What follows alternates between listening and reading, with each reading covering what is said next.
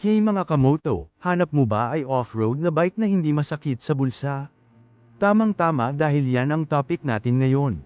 Ang Yamaha WR155R. Ready na? Simulan na natin. Kung mahilig ka sa mga off-road rides ay dapat na i-check mo ang mga details sa screen about sa Yamaha WR155R. Nariyan ang suggested retail price kung bibilhin mo ito ng cash, down payment and monthly hulog at marami pang mga importanteng dapat mong malaman. Ang Yamaha WR155R ay mayroong mga features na dapat mong malaman gaya ng liquid-cooled 155cc engine nito with VVA, semi-double cradle frame, magandang graphics at front-rear suspension. Bukod sa mga yan ay mayroon din itong double disc brake. Ang Yamaha WR155R ay may 155cm3 liquid-cooled, 4-stroke, SOHC, 4-valve engine na may single-cylinder setup. May maximum output na 12.3 kW o 16.7 Fd start sa 10,000 revolution per minute at maximum torque na 14.3 Nm sa 6,500 revolution per minute. May electric starter, fuel injection system, at wet sump lubrication. Ang transmission ay 6-speed constant mesh na may wet, multiple disc clutch.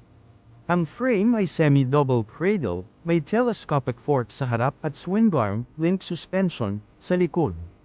Ang harapang gulong ay 2.75 inches wide, 21-inch wheel 45T tube type, habang ang likuran ay 4.10-1859T tube type. Parehong may hydraulic single disc brake ang harap at likod.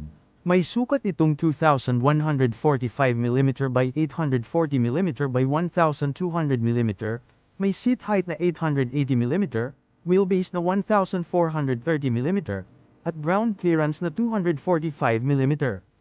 Ang timbang nito ay 134 kg, kasama ang langis at full tank, at may fuel tank capacity na 8.1 liters. Gamit nito ang TCI ignition system, at fully digital meter panel para sa malinaw na impormasyon habang nagmamaneho. Ang Yamaha WR155R ay available sa mga kulay na Yamaha Blue at Yamaha Black. Nagustuhan mo ba ang video?